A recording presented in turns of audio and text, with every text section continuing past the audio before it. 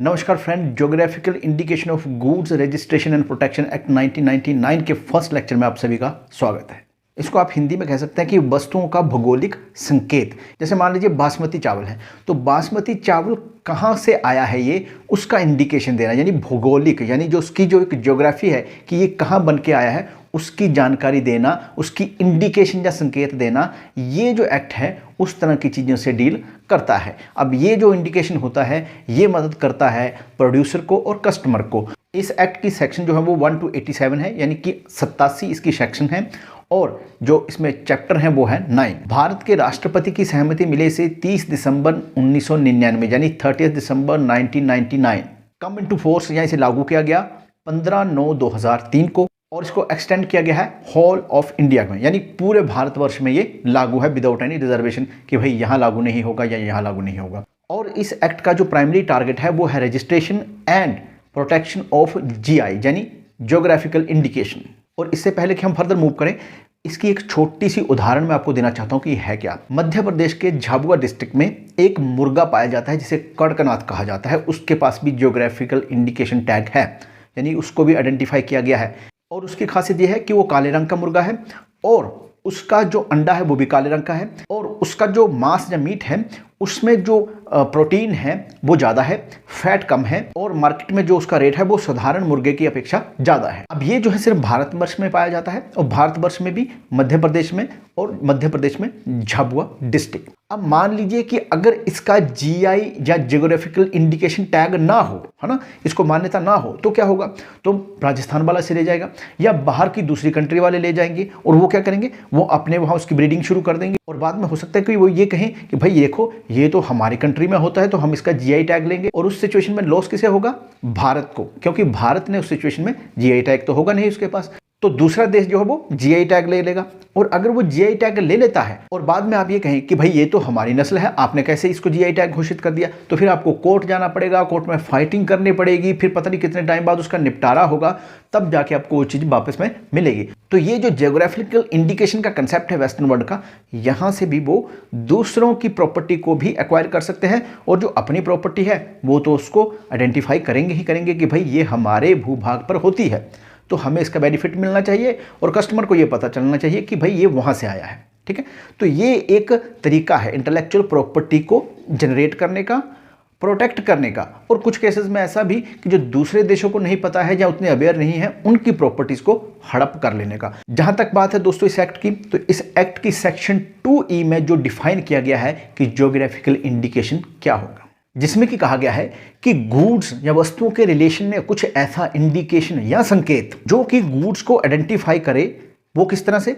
Agricultural goods, natural goods और manufactured goods, यानी कि एग्रीकल्चर की वस्तुएं भी हो सकती हैं, वो खेती से पैदा हुई, नेचुरल यानी नेचुरल स्टेट में पैदा होती है, अपने आप ही पैदा होती है, पर किसी विशेष इलाके में पैदा होती है, और तीसरा उसने कहा है मैन्युफैक्चर्ड, यानी कि उसको मैन्युफैक्चरिंग भी की जा सकती है। इसका उदाहरण दूंगा मैं आपको, तिरुपति मंदिर का लड्डू, उसको भी जीआई टैग मिला हुआ है। अब वो तो बनाया जाता है तिरुपति मंदिर में, है ना, उसकी कोई रेसिपी होगी, कोई इसमें क्या क्या डलता है, इसमें कैसे इसको बनाया जाता है, इसको गर्म किया जाता है, कितने टेम्परेचर पर रखा जाता है, ठंडा किया जाता है, और ये भी एक अपनी तरह का लड्डू है जो दुनिया के किसी कोने में आपको नहीं बनता हुआ दिखेगा, वो मैन्युफैक्चर्ड है। तो ऐसा भी हो सकता है कि गुड्स आपकी मैन्युफैक्चर की जा रही हो। और साथ ही दूसरा उदाहरण आ जाता है स्विस वॉचेस का, यानी कि स्विट्जरलैंड की घड़ियां, तो वो भी फेमस हैं, तो उनके भी अपने जीआई टैग हैं। तो यानी कि यहाँ पर कहने का मतलब है कि चीज़ें मैन्युफैक्चर्ड हो सकती हैं जिनको बनाया जा सकता है। और ये एग्रीकल्चरल गुड्स, नेचुरल गुड्स या मैन्युफैक्चरिंग गुड्स जो है वो पूरी कंट्री में भी हो सकती हैं, कंट्री के किसी रीजन में हो सकती हैं, जैसे इंडिया है तो नॉर्थ रीजन में होती है, साउथ रीजन में होती है, या उसकी किसी स्टेट या डिस्ट्रिक्ट में भी हो सकती हैं। फर्दर इस डेफिनेशन में कहता है कि भाई जो क्वालिटी या रेपुटेशन उस गुड्स की है वो क्या होती है, वो उस रीजन की देन होती है, जो उस लोकेलिटी या उस एरिया की देन होती है, वो उसकी क्वालिटी या स्पेशलिटी होती है। तो ये भी होना बहुत जरूरी है। और फर्दर वो कहता है कि अगर वो गुड्स मैन्युफैक्चर्ड हैं, यानी कि वो गुड्स बनाई जा रही है, तो उस सिचुएशन में प्रोडक्शन, प्रोसेसिंग या प्रिपरेशन, इनमें से कोई भी या दोनों या तीनों किसी विशेष इलाके या किसी विशेष रीजन में किए जाते हैं, तो भी उसको जीआई टैग दिया जा सकता है। फर्दर इसी डेफिनेशन में एक एक्सप्लेनेशन है जिसमें कि कहा गया है कि भाई ये जो नाम होगा ना, जरूरी नहीं है उस देश का हो, या उसका रीजन का हो, या उस टेरिटरी, पर्टिकुलर टेरिटरी या डिस्ट्रिक्ट का हो, वो कुछ और भी हो सकता है। यानी कि वो कोई मार्क, चिन्ह हो सकता है, या सिंबल हो सकता है, या कलर हो सकता है, इस तरह से भी हो सकता है। नेक्स्ट फ्रेंड चलते हैं, देखते हैं कि हिस्टोरिकली जो इसका एस्पेक्ट है वो क्या है। तो एंशिएंट टाइम में भी इस तरह की चीज़ें होती थी, है ना। इंडिया से मसाले चले गए, जब बाकी देशों से कुछ और आ गया, जब परफ्यूम वगैरह ये सब चीज़ें होती थी।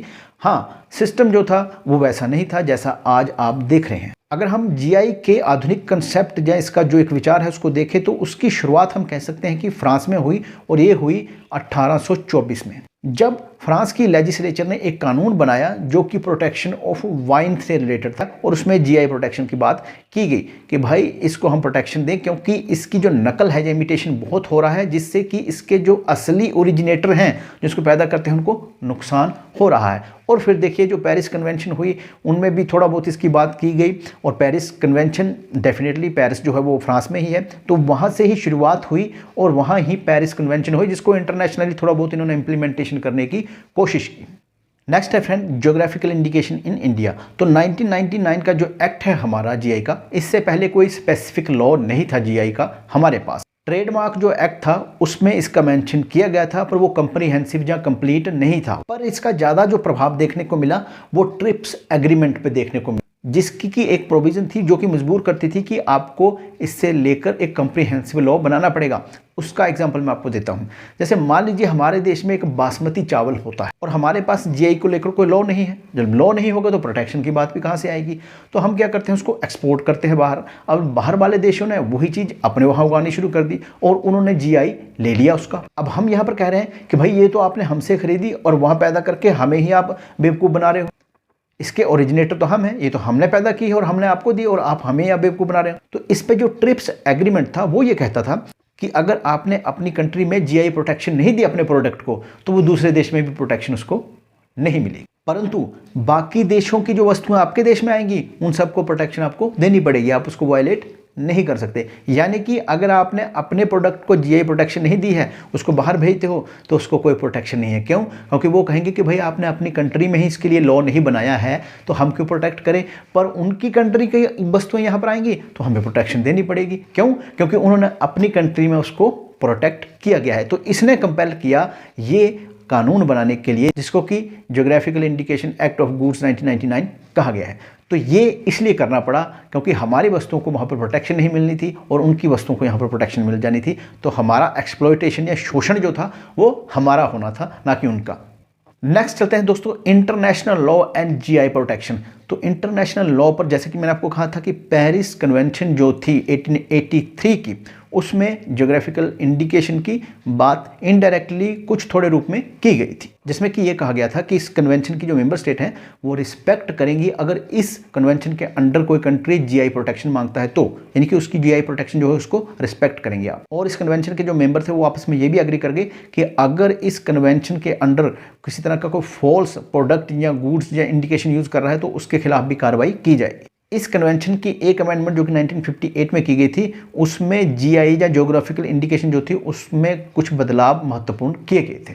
नेक्स्ट है दोस्तों, Madrid agreement on repression of false indication of sources. इसका जो स्कोप था वो पेरिस कन्वेंशन से थोड़ा ज़्यादा था, जिसमें कि कहा गया कि भाई आप सख्ती से उन लोगों को या उन संस्थाओं को या उन प्रोडक्ट्स को कंट्रोल करिए जो कि गलत तरीके से फॉल्स इंडिकेशन यूज़ करके चीज़ों को बेच रहे हैं।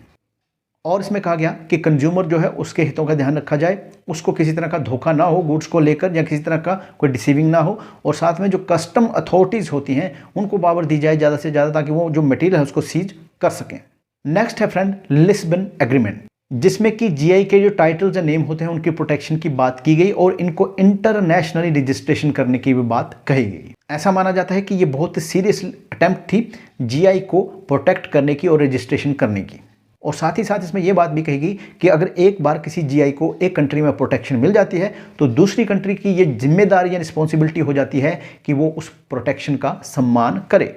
नेक्स्ट है दोस्तों, ट्रिप्स एग्रीमेंट। इसमें दो बेसिक प्रोटेक्शन स्टैंडर्ड जो थे वो अपनाए गए थे जीआई के लिए, जिसमें कि पहला स्टैंडर्ड ये था कि जो कंट्रीज़ हैं वो अपने डोमेस्टिक लॉ में इस तरह की प्रोटेक्शन प्रोवाइड कराएं, ताकि कोई गलत तरीके से अपनी गुड्स को किसी और ओरिजिन का बता के ना बेच सके और जिस ओरिजिन की जो चीज़ है वो ही मार्केट में आए और वही जो खरीदार या कस्टमर जो है उसको वो मिले। सेकंड स्टैंडर्ड जो था जिसमें कहा गया था कि भाई इस तरह के ट्रेडमार्क जो हैं उनको रजिस्टर्ड करना बंद कर दीजिए अपनी कंट्री में, जिसमें कि फॉल्स जीआई इंडिकेशन यूज़ किया गया हो उस गुड्स के बारे में जो कि वहाँ पर पैदा होती नहीं है। तो ये है फ्रेंड्स एक अलग तरह की प्रॉपर्टी जिसको कि ज्योग्राफिकल इंडिकेशन ऑफ गुड्स के नाम से जाना जाता है। धन्यवाद।